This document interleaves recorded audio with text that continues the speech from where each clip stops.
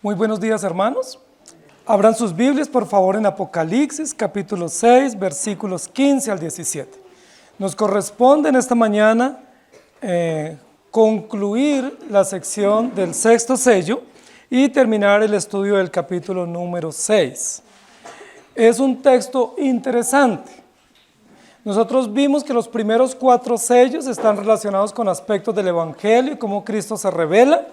Y luego los siguientes 2 sellos están relacionados con el drama de los creyentes, ¿sí? Y luego el drama de los impíos.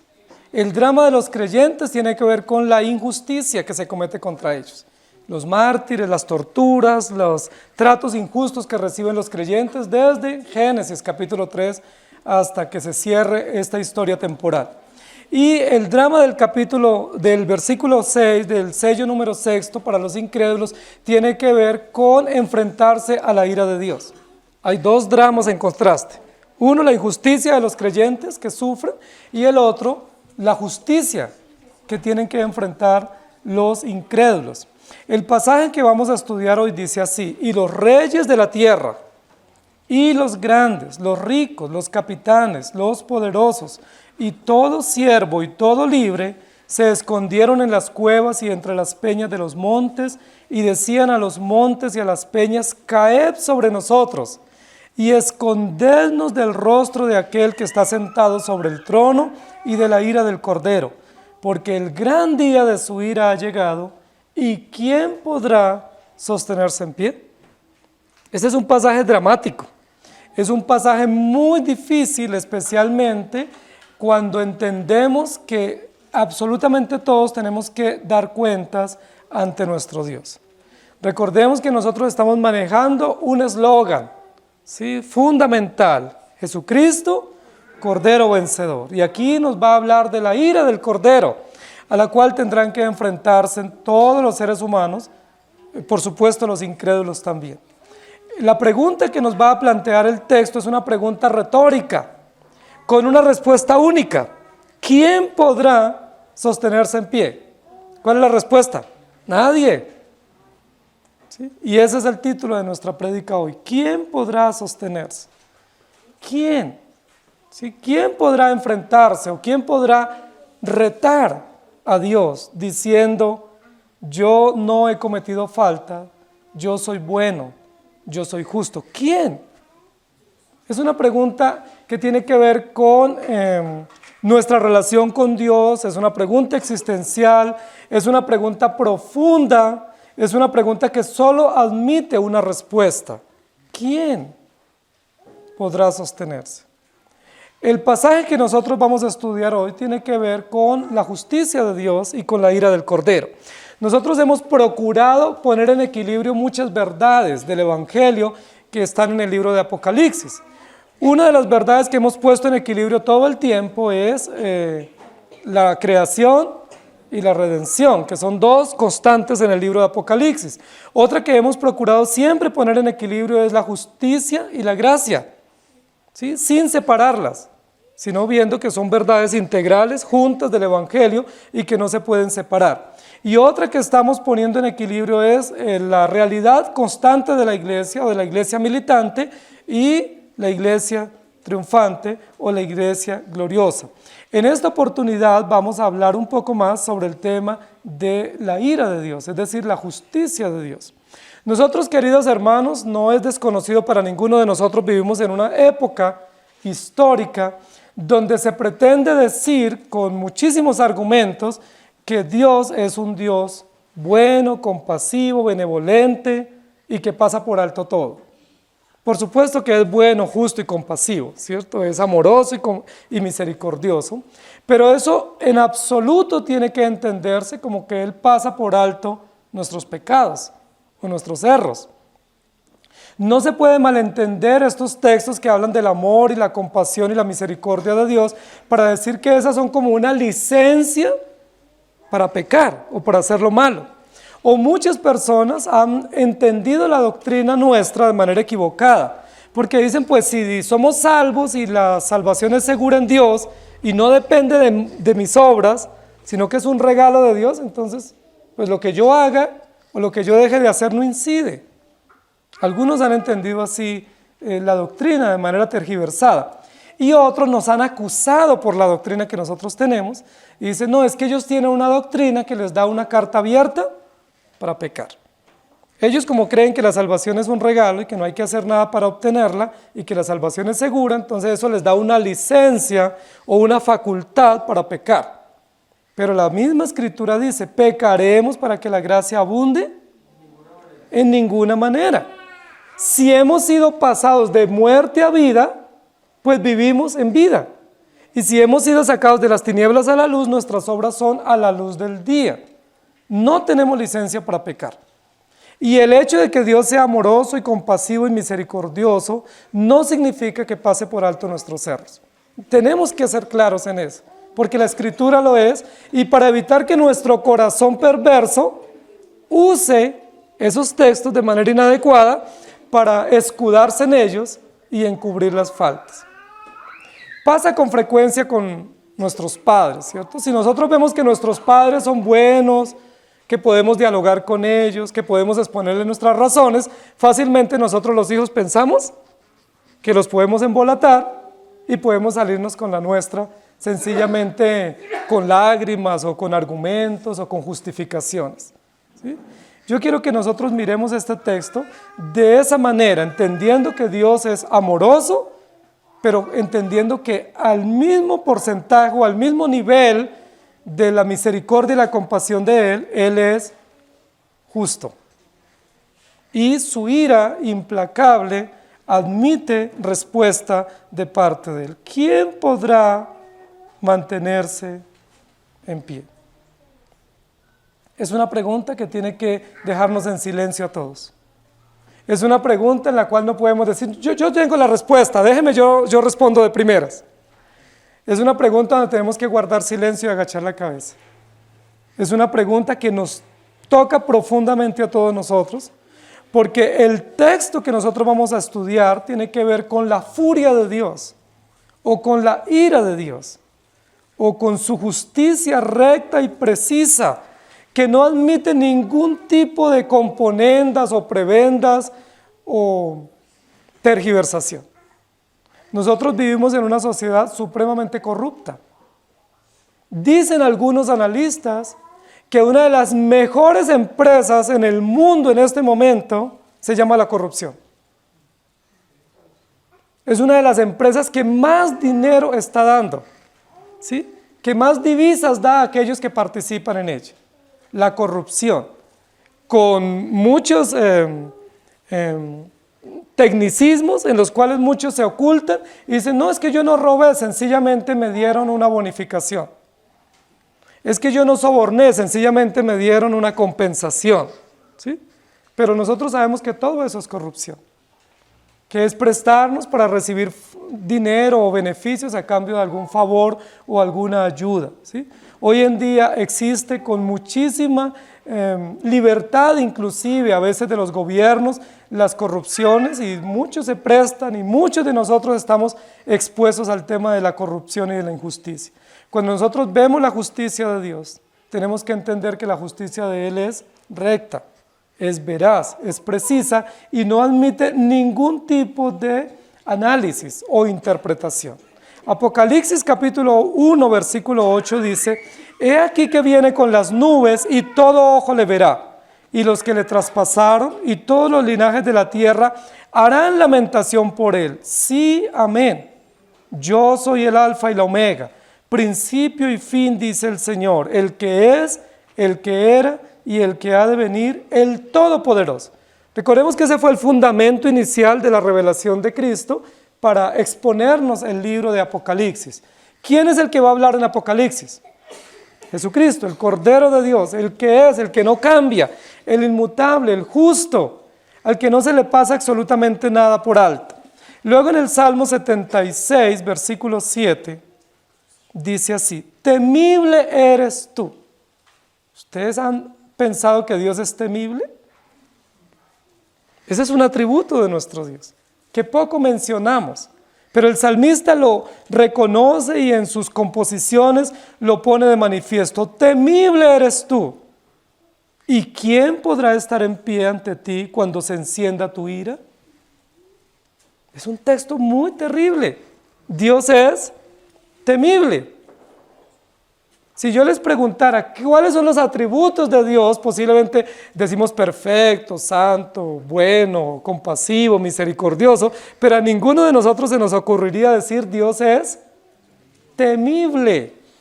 Es decir, me hace temblar, me hace estremecer, es terrorífico. En su ira, en su furia, en su santidad, en su justicia. Malaquías capítulo 3, versículo 2 dice: ¿y quién podrá soportar el tiempo de su venida? ¿O quién podrá estar en pie cuando Él se manifieste? Porque Él es como fuego purificador y como jabón de lavadores. La misma pregunta de Apocalipsis, ¿no? ¿Quién? Y Nahum 1:6 dice: ¿quién permanecerá delante de su ira? ¿Y quién quedará en pie en el ardor de su enojo? Su ira se derrama como fuego y por él se hienden las peñas. Relaciona ira con la naturaleza, peñas y montes, que es lo que va a pasar en el texto de Apocalipsis. ¿Quién? Es la pregunta. Es una pregunta inductiva, es una pregunta que apela a seres humanos, a seres racionales, a seres conscientes que tienen que responder esta pregunta. ¿Quién de las criaturas de Dios o de los hijos de Dios podrá soportar la ira de Dios? Ya dijimos la respuesta, ¿cierto? Nadie. El texto que nosotros vamos a analizar es muy, pero muy importante, porque está escrito en un momento histórico donde el Imperio Romano, ¿cierto?, con su cultura griega, tenía un auge inmenso. El Imperio Grecorromano estaba dominando ya hacía varias décadas, algunos siglos, en la época en que Juan está escribiendo.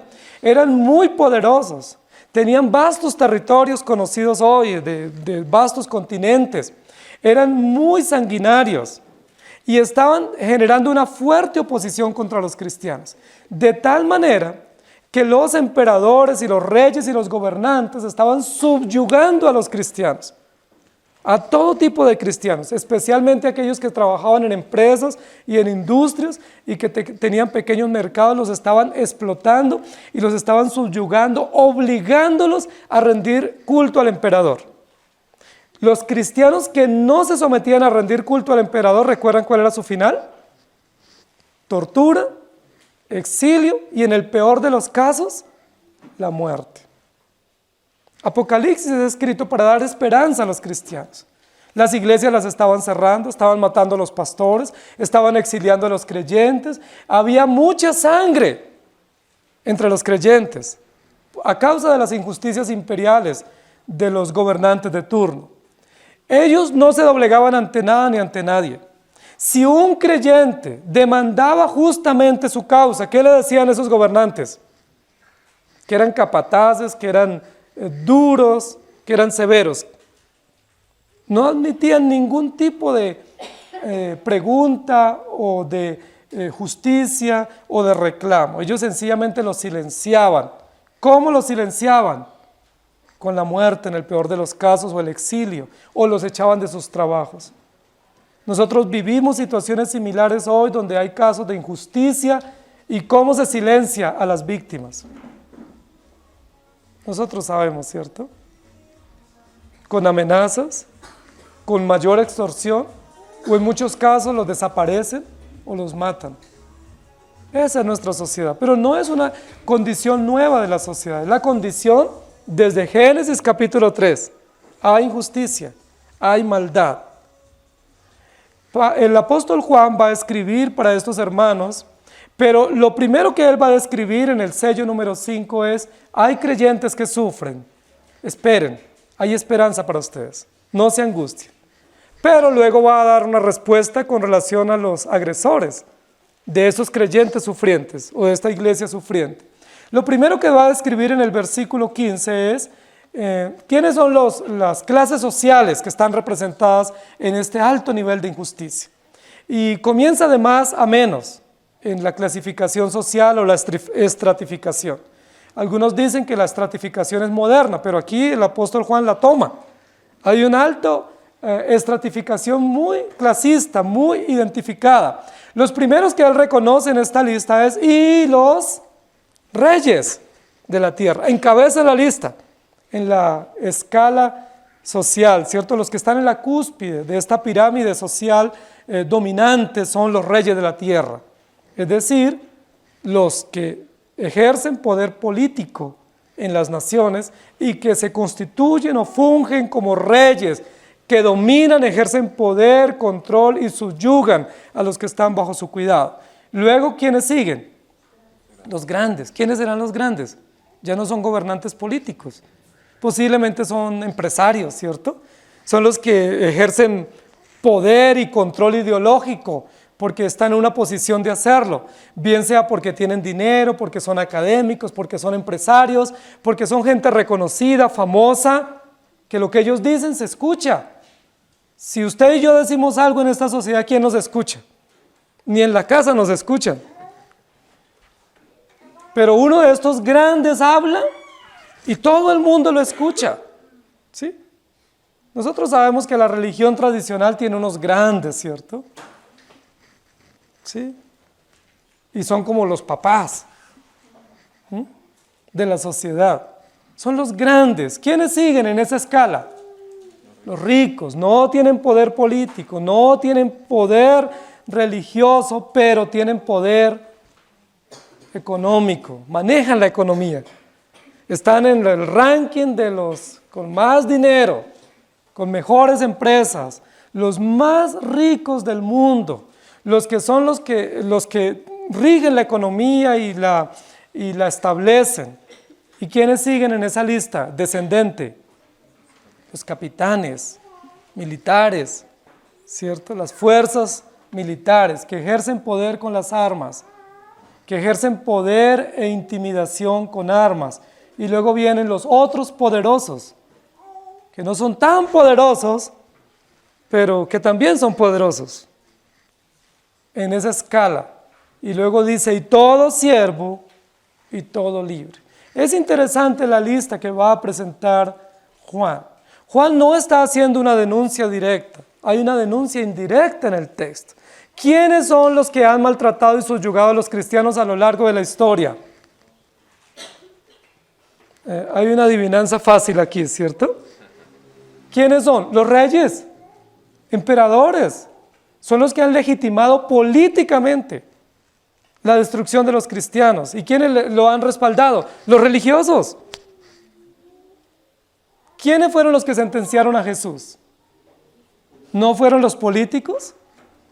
¿Y se confabularon con quiénes? Con los religiosos, los sacerdotes. ¿Y quiénes ejecutaron el crimen?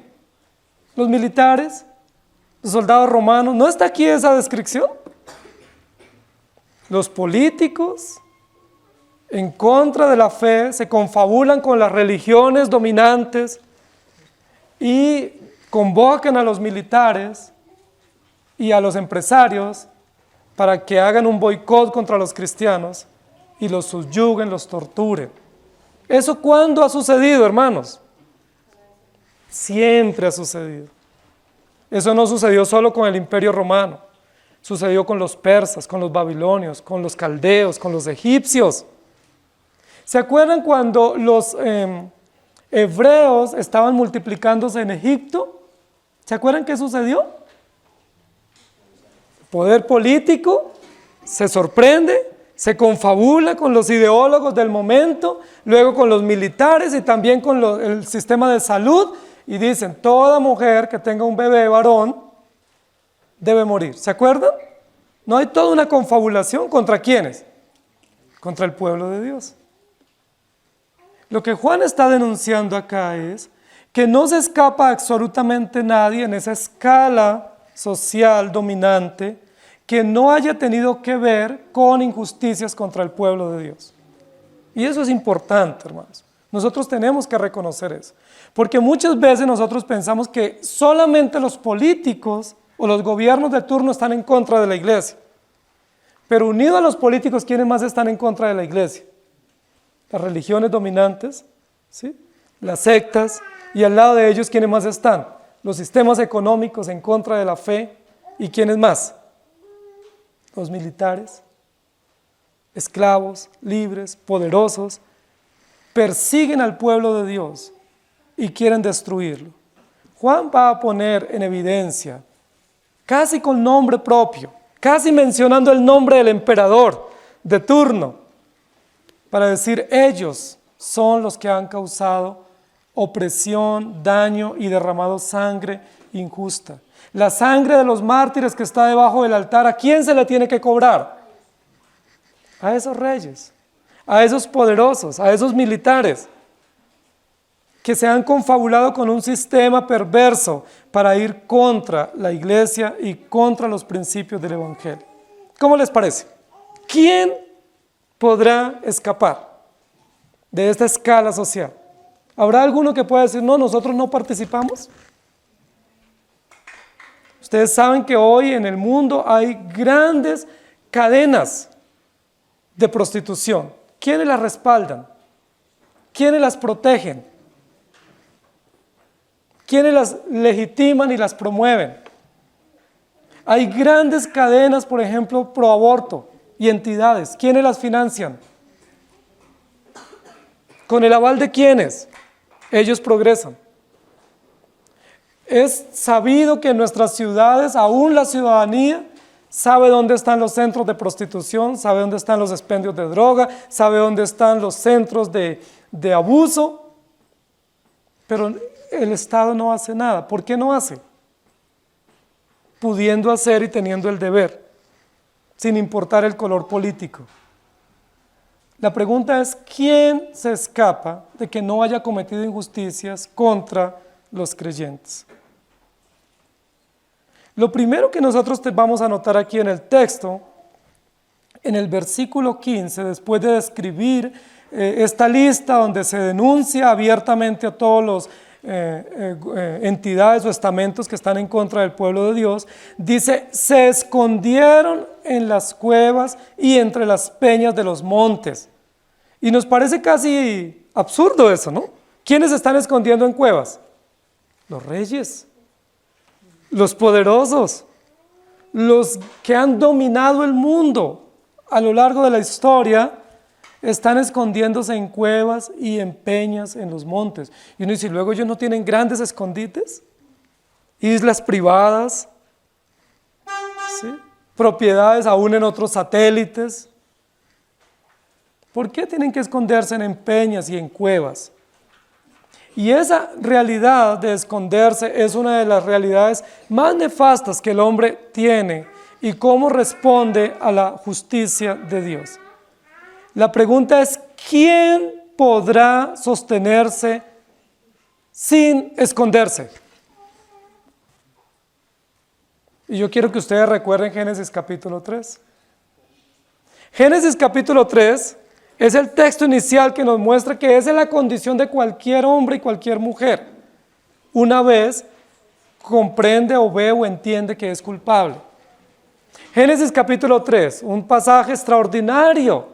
Dios hizo un Edén dotado de toda perfección y belleza, puso a Adán y Eva y los bendijo en gran manera. Y les dijo, vivan bien, fructifiquen, señoreen, administren. De todo pueden comer menos del árbol que está en medio del huerto. Porque el día que de él coman, ciertamente morirán. Capítulo 3, todo el diálogo perverso de la serpiente para engañar a la mujer, ceden a la tentación, comen del fruto prohibido y la primera reacción, una vez toman del fruto y lo comen ellos dos, la primera reacción ¿cuál fue? Esconderse.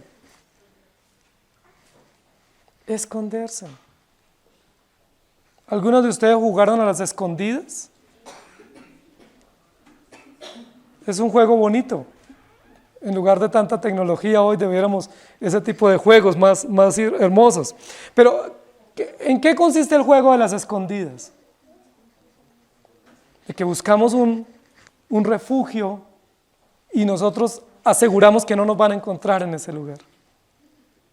Ahí yo me escondo Y nadie se va a imaginar que yo estoy allá escondido. Y gano si nadie me descubre. En este texto, la pregunta es, ¿alguien podrá ganar el juego de las escondidas? ¿Habrá algún rey poderoso, magnate, adinerado, con islas privadas, propiedades en Marte y en Júpiter, que pueda esconderse en un escondite, en una caverna, en un refugio, donde no sea encontrado y descubierto y juzgado por Dios el Creador? ¿Quién podrá pecar y no esconderse? El texto abiertamente nos muestra una realidad de la época de Juan, pero evoca un momento inicial cuando el hombre pecó. Y cuando el hombre y la mujer pecaron, lo primero que ellos atinaron a hacer fue esconderse. Y es lo que cualquiera de nosotros hace. Cuando nosotros pecamos, obramos mal, sea un delito ante la sociedad, la ley civil, o sea un pecado solamente que no tenga implicación civil, nosotros ¿qué es lo primero que hacemos? Lo escondemos. Es la primera reacción, es casi inconsciente que tenemos. Y lo hacen los niños, y lo hacemos nosotros los adultos, y lo hacemos los cristianos. ¿Qué hacemos? Esconder la evidencia, borrar la evidencia. ¿Sí? Borramos historiales, borramos evidencias, lavamos, limpiamos, escondemos y ¿no ha pasado? Nada. ¿Qué fue lo que hicimos? Escondimos. Yo les pregunto, ¿alguna vez ustedes no han escondido algo? Algo. Nomás cuando nosotros sabemos que va a venir visita o suena el timbre de la casa, ¿qué es lo que hacemos? Corremos a esconder. Algo escondemos. Y no es para dar la sorpresa, es sencillamente para que no salga a la luz. Yo me pregunto, hermanos queridos, Adán y Eva tenían la norma clara, tenían la sentencia anticipada, el día que de él coman, ciertamente morirán. Cuando Dios aparece o su presencia está ahí, los invade después de la desobediencia, ¿por qué ellos no se enfrentan a Dios? ¿Por qué ellos no están de rodillas y dicen, Señor, pecamos, desobedecimos, hicimos todo lo que nos dijiste que no hiciéramos? ¿Por qué ellos se esconden? ¿Qué es lo que están haciendo Adán y Eva al esconderse? Están intentando evadir la justicia de Dios, están intentando pasar por alto, ¿sí? Ocultar y que la ira se pase y que no sean juzgados, pero también lo que ellos están haciendo, además de negar el pecado y negar la evidencia, es negar a Dios, porque cada vez que yo escondo, estoy negando a Dios. ¿Qué estoy diciendo de Dios? Que Él no es justo, que Él no es perfecto, que Él no es santo y que Él no es omnisciente, que Él no es omnipresente. Es una negación a Dios. Es una blasfemia contra Dios, porque cuando yo escondo, estoy diciendo Dios no me vio. Alcancé a esconderme. Alcancé a borrar la evidencia. Ustedes saben que en nuestras ciudades cada día se están poniendo cámaras, pero los que van a infringir la norma, ¿qué hacen primero antes de infringirla? Miran si hay cámaras y se cercioran de que no hayan cámaras para ellos cometer una infracción, sea en la carretera, en tránsito, o sea otro tipo de infracción.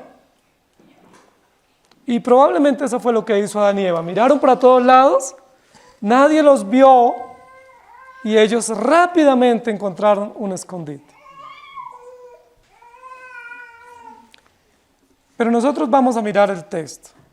En este texto no dice que Adán y Eva se escondieron.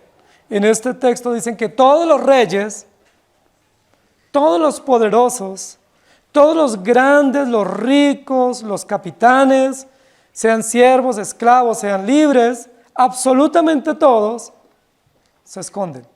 ¿Se esconden de quién? Si vivimos en un país libre, un gobierno aparentemente democrático, ¿de quién se esconden?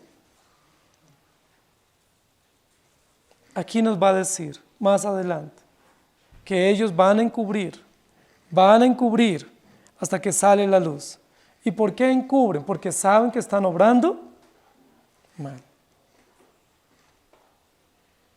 Hermanos queridos, ¿quién, absolutamente quién no peca?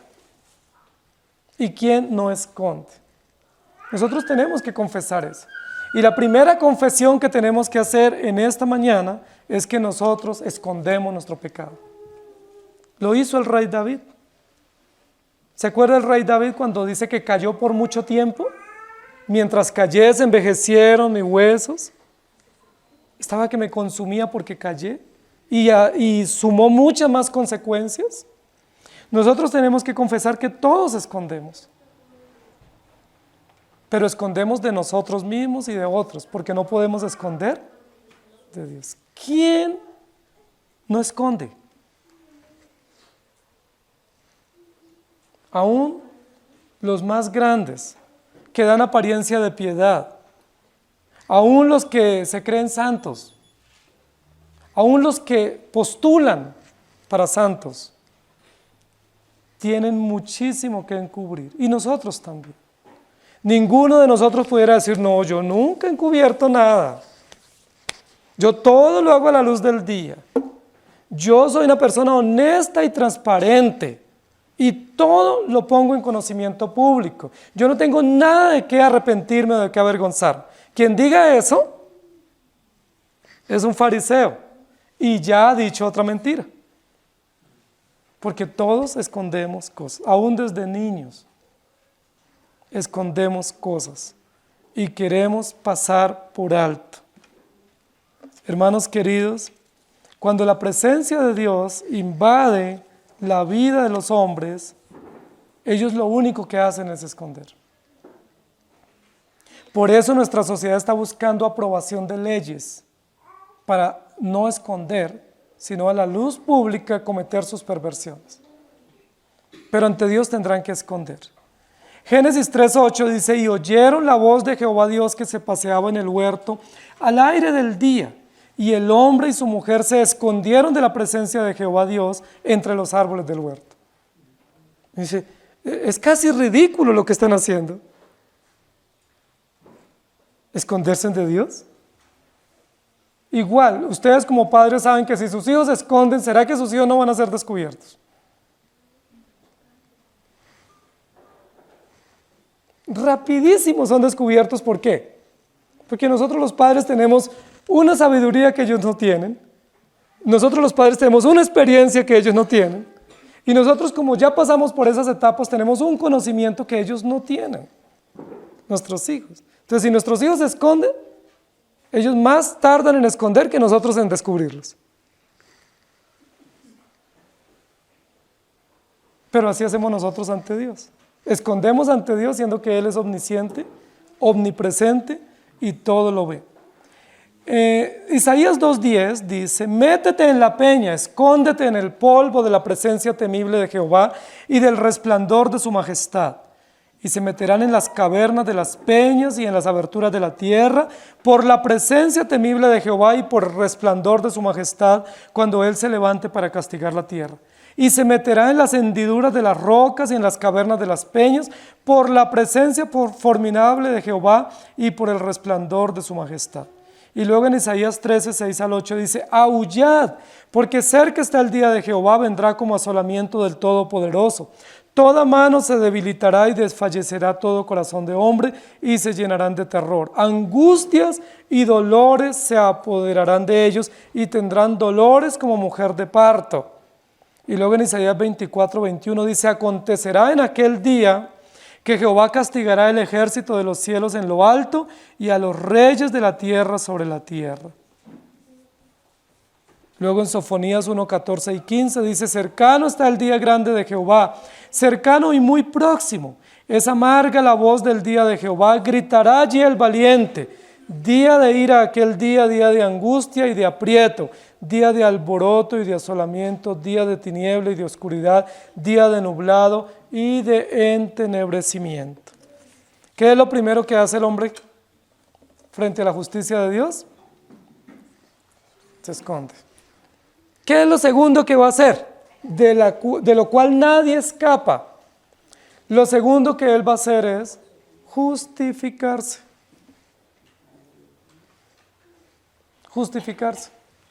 Lo primero que Adán y Eva hicieron fue esconderse. Y una vez el Señor le dice, ¿qué hiciste? ¿Se acuerdan cuál era la respuesta que tenía ya Adán lista? Y luego la pregunta para Eva y tenía también su respuesta ya lista. Era casi un libreto. Y es casi el libreto que nosotros tenemos. Si nosotros nos descubren en flagrancia, tenemos ya una justificación. Ah, no, yo no sabía. Ah, no, yo no lo quería hacer. Ay, no me imaginé que esto iba a ser así. ¿Sí? No me di las consecuencias. ¿Qué es lo que estoy haciendo? Justificándome. Y fue justo lo que hizo Daniel. Ahora, ¿cómo se justifican estos reyes poderosos, grandes, capitanes ante Dios? La forma como ellos se van a justificar está en el versículo 16. Y decían a los montes y a las peñas, caed sobre nosotros y escondednos del rostro de aquel que está sentado sobre el trono y de la ira del Cordero. Es muy interesante porque estos reyes y poderosos no se van a enfrentar con un argumento directo ante Dios, ¿sí? No tienen un libreto para decir, mire Dios, yo lo hice por esto y por aquello, fui inducido o no tenía otra opción para reaccionar sino esa, sino que ellos se van a justificar deseando morir, pretendiendo que todo se acaba con la muerte, ¿sí? Quitándose la vida o rogando o implorando morir, y de esa manera se justifican ante Dios y dicen, esto se acabó. Son muchas las personas hoy que piensan que con tomarse un remedio o con ponerse un arma en el cuello solucionan los problemas. Son muchas las personas, bien sea porque las presiones de los problemas los abruman o porque son culpables y están bajo sentencia y lo solucionan muy rápido, o por lo menos pretenden solucionarlo. La pregunta es, ¿quién podrá evadir la justicia de Dios? ¿Habrá alguna justificación o evasiva con la cual nosotros podamos quedar exentos del juicio de Dios? ¿Qué hacen todos estos poderosos? No solamente se esconden en cuevas y en peñas, sino que luego comienzan a levantar un gran clamor. ¿Cuál es el clamor de estos reyes? Ustedes se imaginan su presidente, los jefes militares y jefes políticos y religiosos metidos en peñas y en cavernas en una condición de esta. No nos los imaginamos, ¿cierto? Porque ellos están en palacios y andan en primera clase. Posiblemente muchos de ellos ni conocen el campo. Pero en esta condición tienen que implorar a la naturaleza que les proteja. Ahora yo les pregunto, queridos hermanos, ¿no es más racional enfrentarse a la ira de Dios? ¿No es más racional para ellos, en lugar de esconderse, decir, Señor, obramos mal? ¿No es más racional, en lugar de clamar a las peñas que los tapen y los cubran, clamar a Dios? Al único que debemos clamar en cualquier situación y condición es a Dios, a nuestro Dios. Si hemos obrado mal contra Él, clamemos a Él su misericordia y su perdón. Si estamos pasando calamidades, supliquemos a Él su compasión y su cuidado. Pero es muy racional de parte de gente tan poderosa, tan sabia, entre comillas, que en lugar de clamar a Dios, le clamen a las peñas. ¿Ustedes alguna vez han visto una piedra o una peña que le responda a uno?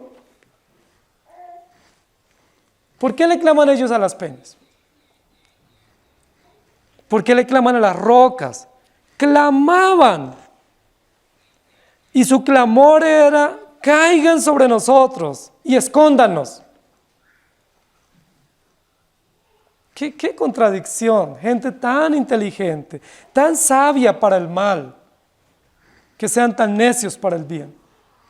Hombres que se han lucrado con dinero, que han tenido posiciones de renombre, que han recibido grandes honores, que frente a Dios no tengan el valor de decir, he obrado mal, soy corrupto, merezco tu ira, sino que se escondan y que en lugar de clamar a Él, le clamen a las piedras y a las peñas que no les pueden responder. Ahora, si ellos están aquí clamándole a las peñas, la pregunta es, ¿luego no es que toda su vida le han clamado a las peñas? ¿No será que toda su vida han tenido por ídolos y por dioses a cosas de madera y de metal? Es decir, ¿cuáles son los dioses de estos poderosos? Los montes, los lugares altos, las peñas, el sol, la luna. ¿Recuerdan lo que dijimos la semana pasada? Cuando el Señor dice al comienzo de este sello que las estrellas caerán, el sol no alumbrará, la luna cambiará de color y que los montes altos cambiarán de lugar y todo lugar se traspasará, lo que está diciendo es la confusión tan terrible que tienen todos los idólatras. Porque todo incrédulo es idólatra. Y todo incrédulo confía en el sol, en la luna, en la buena suerte, en el cuarzo, en el chocolate. ¿En qué no confían, no? Y el sexto sello comienza describiendo la confusión que Dios les va a traer a estos incrédulos. Porque el sol no les alumbrará, que era su ídolo. La luna cambiará de color, que era su ídolo. Las estrellas caerán, que eran sus ídolos. Los montes se cambiarán, que eran sus ídolos, a quienes rendían culto. Y quedan confusos, quedan sin Dios. Entonces, ¿qué hacen ahora? Se esconden aterrorizados y todavía claman a estos ídolos trastornados y confusos, diciéndole, por favor, escóndenos, ocúltenos. Desean la muerte y claman a sus dioses muertos. Hermanos, qué contradicción del hombre sin Cristo. El hombre sin Cristo no solamente obra mal, sino que acude a un Dios falso que no puede librar. El texto aquí nos está diciendo la torpeza del hombre sin Cristo, aunque sean reyes, y aunque sean grandes, y ricos, y poderosos, y posiblemente con muchos premios Nobel, ¿no? De literatura, de paz, de medicina. Pero ¿cómo son frente a Dios? Necios, incrédulos. Y ante Dios tendrán que esconderse y clamar a esos dioses muertos, trastornados, y diciéndoles, por favor, ocúltenos. Si yo no me logro esconder, entonces clamo a mi Dios que me esconda. Y viene a mi mente el pasaje de los falsos profetas de Baal contendiendo con el Dios verdadero de Elías. ¿Se acuerdan cuando ellos claman y ese Dios falso no les responde? Baal. Y entonces ¿recuerdan qué hicieron? Comenzaron a sajarse y a hacer culto, pues, y a llamar la atención, diciendo, a ver si ahora sí nuestro Dios nos escucha al ver que estamos haciéndole un sacrificio de sangre. Y Elías, irónicamente, ¿recuerdan qué le decía? Era un poco irónico, yo he aprendido un poco de Elías, me gusta Elías. Elías era un poco irónico, y le decía, clame más duro. Posiblemente se quedó dormido su Dios. Posiblemente no ha logrado escuchar. ¿Sí? Es probable que Él sí esté dispuesto a ayudarles, pero tienen que más fuerte. Y nosotros diríamos también aquí para este pasaje, clámele más duro a las peñas, ¿no? A ver si les escuchan, a ver si los cubren. Y probablemente esas peñas les obedezcan y les cumplan su deseo y los oculten de la ira de Dios. Hermanos, este texto es un texto patético para mostrar la necedad del impío y para mostrar que el hombre sin Cristo no tiene esperanza, aunque tenga dinero, aunque tenga conocimiento, aunque tenga poder y tenga fama. Nosotros no clasificamos en la lista de los sabios de este mundo, nosotros clasificamos en la de los necios. Nosotros no clasificamos en el ranking de los poderosos, nosotros calificamos en el de los que van de un lado para otro, sin vivienda propia, sin lugar propio, como dice la Escritura. Nosotros clasificamos no en la lista de los que más bienestar tienen, sino de los que más sufren y padecen. Pero cuando nosotros le clamamos a nuestro Dios, ¿qué hace nuestro Dios? Nos responde. Las almas de los mártires, sello número 5, claman. ¿Y qué hace Dios? No se preocupen, esperen un poquito más. No están abandonados y les da vestiduras blancas y les dice que no es el momento, que tengan paciencia, que esperen, que confíen. Pero los impíos claman a sus dioses falsos. ¿Y qué hacen sus dioses falsos? Están más trastornados que ellos. Están más confusos que ellos. Ahora yo les pregunto, ¿ser enterrado por una montaña me hace escapar de la justicia de Dios? ¿Ustedes qué dicen? Estamos ante justo un caso que ha llamado mucho la atención de los medios de comunicación. Y ya hay algunas personas muertas, ¿no? Posiblemente asociadas, quizás sí, quizás no, a este caso. La pregunta es, ¿silenciar o autosilenciarse, quitándose la vida, hace que yo no tenga que responder ante Dios? ¿Cuál es la solución fácil? ¿Tengo un problema? Pues me quito la vida. Esa es la fácil, pero más rápidamente tengo que ir ¿dónde? A rendir cuentas ante el justo juez. No me puedo esconder. ¿Qué sería mejor en lugar de quitarse la vida? Enfrentar la situación y pedir misericordia a Dios y arreglar cuentas para que cuando el Señor nos llame, nuestras cuentas estén al día ante Él. Caigan sobre nosotros y cúbranos para no enfrentar la ira de Dios. Hay personas que dicen, yo no me voy a ir a una cárcel, prefiero quitarme la vida. Yo no me voy a un hospital, prefiero quitarme la vida. Yo no voy a exponerme públicamente, prefiero quitarme la vida. Pero tendrán que enfrentarse a la ira eterna de nuestro Dios. La pregunta es, ¿quién de nosotros no se justifica ante Dios? Primero, ¿quién no esconde? Y segundo, ¿quién no se justifica? Cuando somos descubiertos, ¿qué es lo primero que respondemos? Ay, yo no sabía. ¿No se han dado cuenta que a todos los que cogen con droga dicen, no, yo no sabía? Oye, pero ¿cómo así? O a todos los que cogen en un delito y tienen todas las evidencias y dicen, no, yo me declaro inocente. Y si se declaran culpables por asesoría profesional, para rebaja de penas o colaboración con la justicia, pero no porque ellos acepten consciente, voluntariamente que han obrado mal. Lo único que ellos dicen, no, no y no. Hermanos, pero así hacemos absolutamente todos. No son los reos los que se justifican, nosotros también. ¿Por qué a veces hemos dicho mentiras?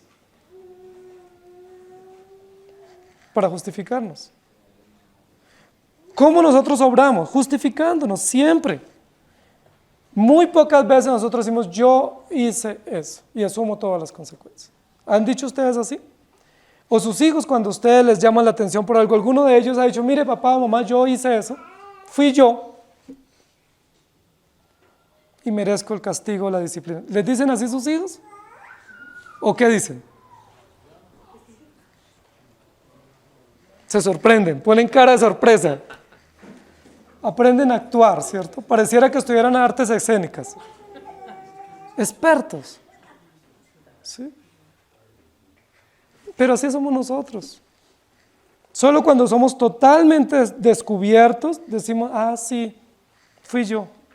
Pues no había otra. Todos nos escondemos y todos nos justificamos. Sean reyes, sean poderosos, sean militares, sean capitanes, sean empleados, sean patronos.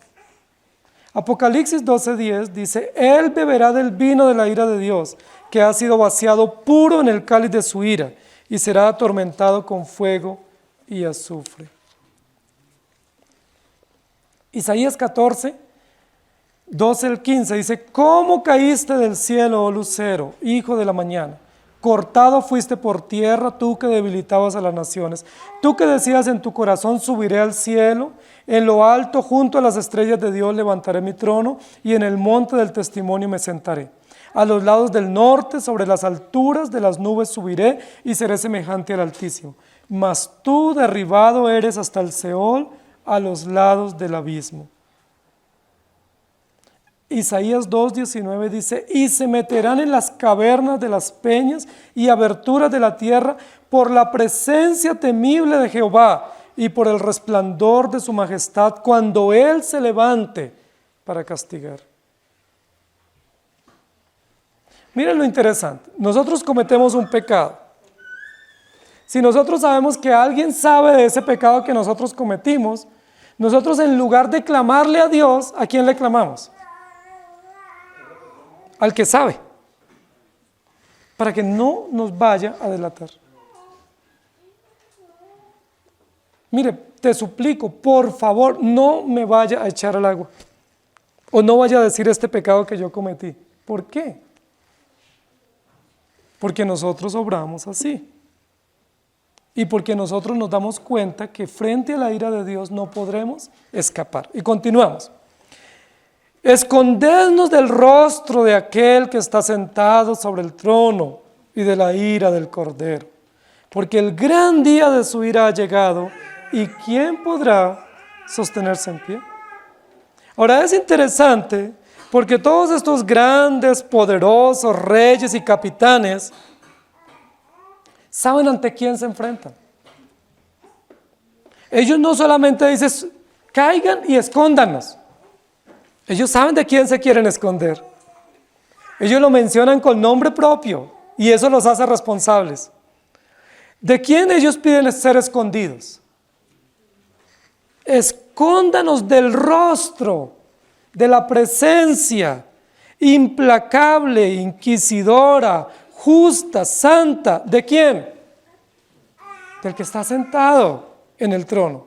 ¿Quién es el que está sentado en el trono? Jesucristo.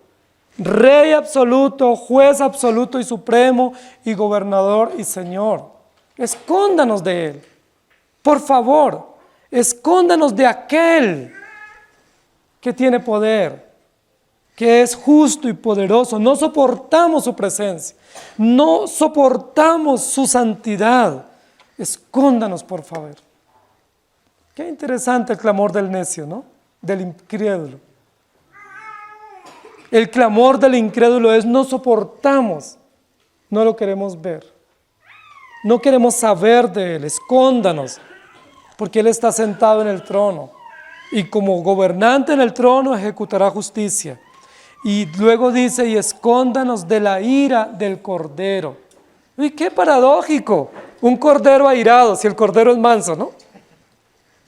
El cordero es sinónimo de mansedumbre. Sí, la Biblia dice que Jesucristo, como un manso cordero, fue llevado al matadero. ¿Recuerdan las dos metáforas de Apocalipsis capítulo 4? El león y el cordero. El león, sinónimo de fuerza, de furia, de astucia, de ira. Pero el león, símbolo de mansedumbre, de pasividad, de entrega vicaria. ¿Por qué estos poderosos dicen: escóndanos de la ira del cordero, no escóndanos de la ira del león? Porque el cordero es el que ellos conocen, ¿no? El cordero fue el que ellos mataron, no al león de Judá. ¿A quién fue que ellos sentenciaron de manera injusta? Al cordero, al siervo de Dios. No hay un león inmolado, hay un cordero inmolado. ¿Y quién lo inmoló? ¿Los reyes? ¿Los grandes? ¿Los ricos? ¿Los poderosos? Y los esclavos y los libres, y usted y yo condenamos al Cordero. Escóndanos de Él. Escóndanos, porque el hecho de que esté sentado en el trono, con las evidencias de la inmolación, como un cordero inmolado. Capítulo 4, recuerdan, y estaba en pie un cordero como inmolado, es decir, con las evidencias. Esas evidencias son la prueba reina. ¿De qué? De que ellos lo mataron. Y él venció la muerte. Y al vencer la muerte está allí como juez y como testigo. Y cada vez que ese juez levanta su mano para dictar sentencia, muestra las evidencias en sus manos y en su costado. ¿Evidencias de qué? De que los ricos, los poderosos y los militares lo condenaron injustamente. Cada vez que ese cordero que está con su rollo en la mano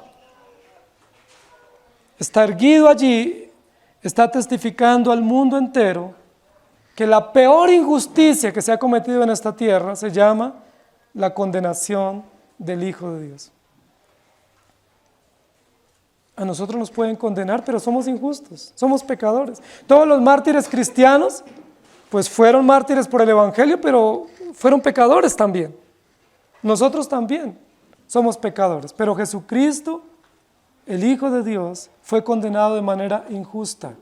Pero Él venció la muerte, no solamente porque es Dios, no solamente para redimir a su pueblo, Él venció la muerte también para poder dictar justicia y juicio. ¿Qué hicieron todos los poderosos del momento con Jesús? ¿Se acuerdan? Borraron las evidencias, legitimaron un juicio falso, dispersaron a los creyentes. Y para ellos no cargar con la acusación que estaban haciendo los discípulos, que decían: es que ustedes mataron al autor de la vida. ¿Se acuerda Pedro y Juan? Ahí en el Capitolio, ahí en la plaza principal, al lado donde estaba el gobierno y el Senado, diciéndoles que ustedes mataron al autor de la vida. Entonces, ¿sabe qué hicieron ellos para silenciarlos? Los acusaron de haberle prendido fuego al templo y los dispersaron por todo el mundo. A Juan lo mandaron al exilio, silenciaron los testigos, los dispersaron con acusaciones, cortinas de humo para ocultar su crimen, haber matado al cordero. Esas cortinas de humo que nuestros gobiernos hacen también. Interesante. Mientras se le hace seguimiento a un caso particular que tiene que hacerse el seguimiento y tiene que juzgarse debidamente, se usa como cortina de humo para abrir cárceles a muchos delincuentes y para pasar por alto muchas injusticias. Qué contradictorio el ser humano. ¿Pero podrán esconderse ante Dios? Con seguridad que no. Todos, absolutamente todos, tendremos que enfrentarnos a la ira del Cordero. Yo les pregunto, ¿Adán y Eva pudieron esconderse? ¿Cuánto tiempo les duró el escondite? Qué frustrante cuando uno juega a las escondidas y apenas voltea a la espalda el que está contando y dice: te pillé. Qué frustrante. Uno quiere ser por lo menos el último que descubran en el juego. Sí, para darle un poquito de trabajo al que está buscando. Pero Adán y Eva sencillamente se esconden y el Señor: ¿dónde están? Ya los vi. Claman a las cuevas, a las peñas y no les responden. Y tienen que enfrentarse a la sentencia. Adán y Eva se escondieron, se justificaron, pero recibieron su sentencia. No pudieron evadir. No se recibió la respuesta justificativa de ellos como válida, como un alegato válido. Para nosotros tendría valor ese alegato de Adán y Eva, ¿no? La mujer que me diste, bueno, sí, entonces, pues hay un atenuante. O la serpiente me engañó. ¿Qué argumento sobrio, racional, emocional para mitigar y para atenuar la sentencia para nosotros? Pero ante Dios no hay justificación, no hay atenuantes, solo agravantes. El esconderse es un agravante. La justificación, otro agravante. El culpar e involucrar a otros, otro agravante. ¿Quién podrá sostenerse sin recibir la ira del Cordero? Recordemos que El Señor Jesucristo en Apocalipsis capítulo 5 es descrito como el que tiene los 7 cuernos. ¿Recuerdan? ¿Y qué significan los cuernos? Poder. El poder, la autoridad, el dominio. ¿Qué tiene quién? El Cordero. Hermanos, ese manso Cordero que se entregó voluntariamente para derramar la sangre por su pueblo, es un Cordero airado que se levanta para hacer justicia y juicio.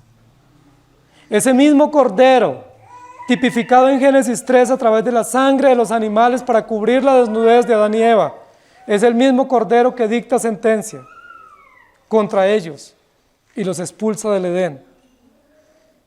El mismo Cordero, justo y compasivo, amoroso y bondadoso, es el Cordero airado. ¿Puede airarse el Cordero? Por supuesto que sí, porque es justo y porque es santo. ¿Puede el Cordero condenarnos? Claro que sí, lo puede. Y tiene todos los méritos y tenemos todas las pruebas. Él tiene todas las pruebas contra nosotros. Este texto lo que declara es que Jesucristo, si bien es cierto, es el Salvador de su pueblo, también es el juez de los enemigos del pueblo de Dios. Por eso la Escritura dice, mía la venganza.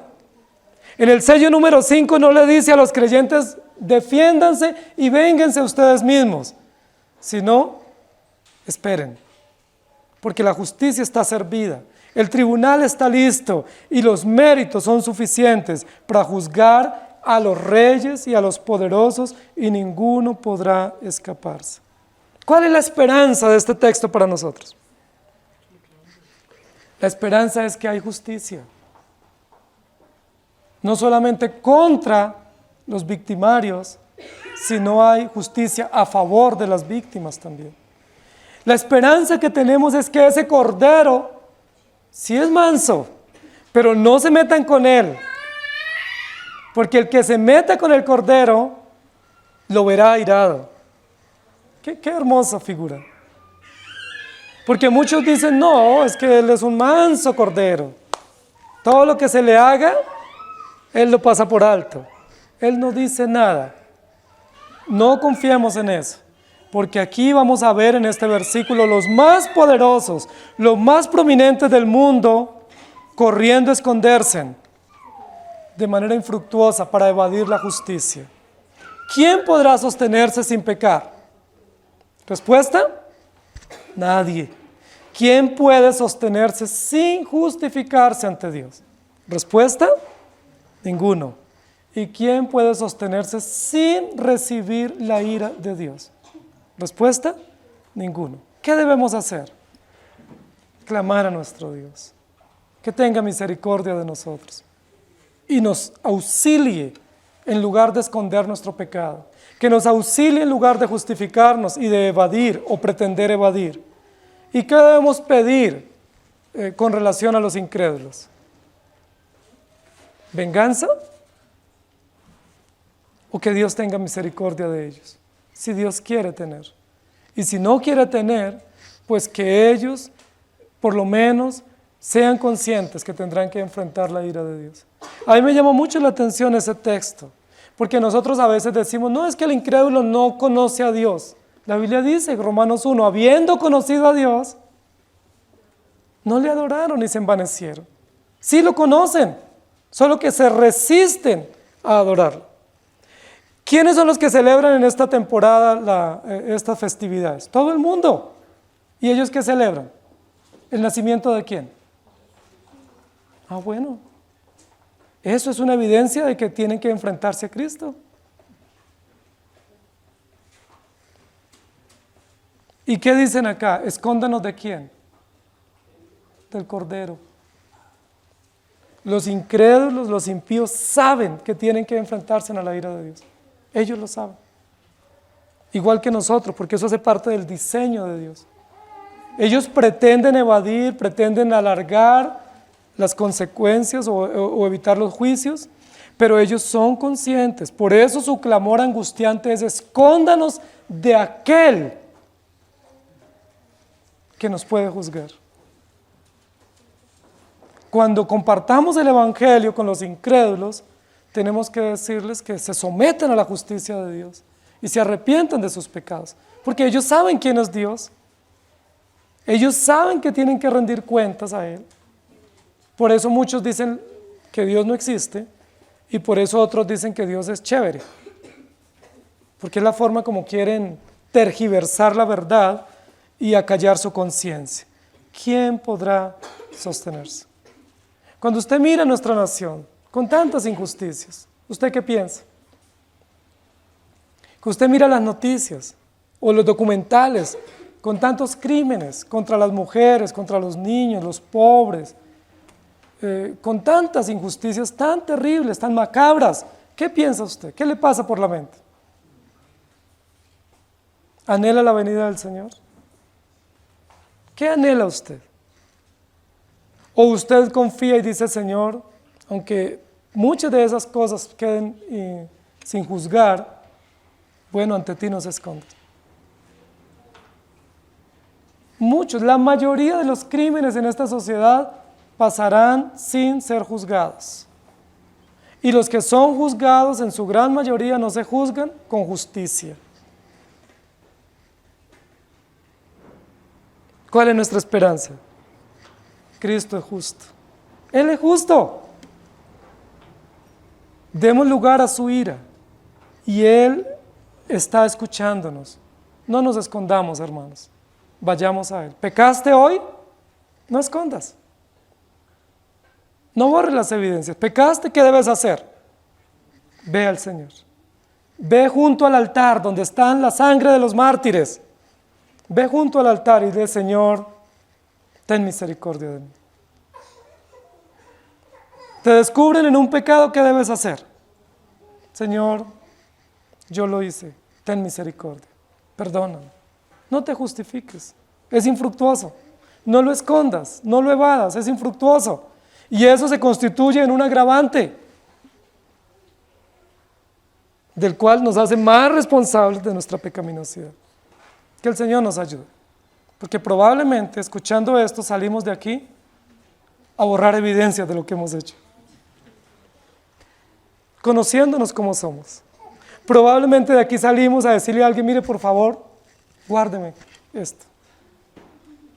Pero ante Dios estamos desnudos y descubiertos. ¿Quién podrá sostenerse?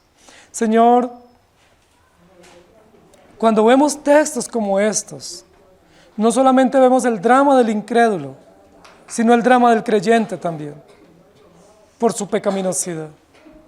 Porque no hay día que no pequemos, y no hay día que no actuemos con este mismo libreto: esconder, justificar, evadir.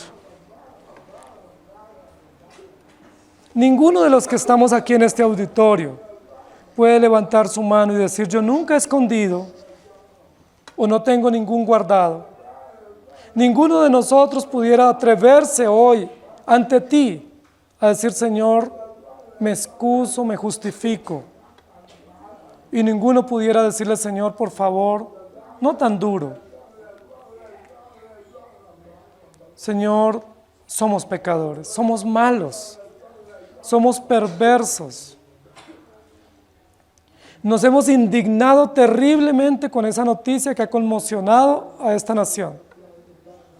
Pero no miramos para dentro de nosotros, que somos peores. Tenemos el conocimiento de tu palabra y actuamos peor. Si saliera a la luz lo que nosotros hacemos, el mundo quedaría paralizado de lo malos que somos, lo perversos que somos, los fariseos que somos. Señor, líbranos de clamar a las piedras. Líbranos de clamar al amigo o al compañero para que nos guarde el secreto. Líbranos de esconder. Ayúdanos a caer de rodillas ante ti y decir, Señor, ten misericordia de nosotros, porque somos pecadores. Ayúdanos a reconocer que somos malos, que no hay ninguno mejor que otro aquí, que no hay ninguno que no cometa lo mismo que cometen todos los seres humanos a diario. Señor, nuestra única esperanza eres tú. Ayúdanos, Padre, auxílianos en tu misericordia, lávanos con tu sangre. Nos aterra saber que eres temible, pero también nos da esperanza. Nos aterra ver al Cordero airado, pero también nos da esperanza. Porque si tú no te pusieras así, si no fueras furioso y temible, seríamos cada vez más perversos y sin límites. Señor, ten misericordia de nosotros, para que podamos ver tu gracia y tu justicia como favorables en tu carácter y también para tu pueblo, y no como adversas para nosotros. Que veamos la corrección, la disciplina, la exhortación como necesarias y no como enemigas del creyente. Gracias por nuestra iglesia. Gracias por permitirnos llegar al final de este año y poder contemplar tu bondad y tu misericordia. Hemos hecho mérito suficiente para que nos fulmines. Hemos hecho mérito suficiente para que no nos bendigas, pero nos bendices todos los días.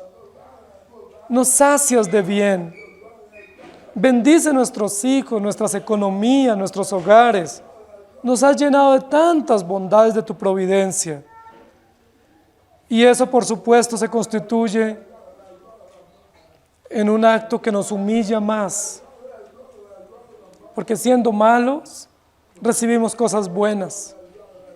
Porque siendo perversos, nos miras con misericordia. Porque siendo tan fariseos como somos, eres compasivo y benévolo con nosotros. Señor, ayúdanos, por favor. Escóndenos tras la cruz, no en las cuevas de este mundo, no en las guaridas del pecado, que no nos escondamos en ellas, sino que nos escondamos tras la cruz, que nos abriguemos bajo tu manto, que nos pongamos bajo el altar, esperando tu gracia y tu compasión. Te suplicamos todo esto con acción de gracias en Cristo Jesús. Amén. Que el Señor nos bendiga, hermanos.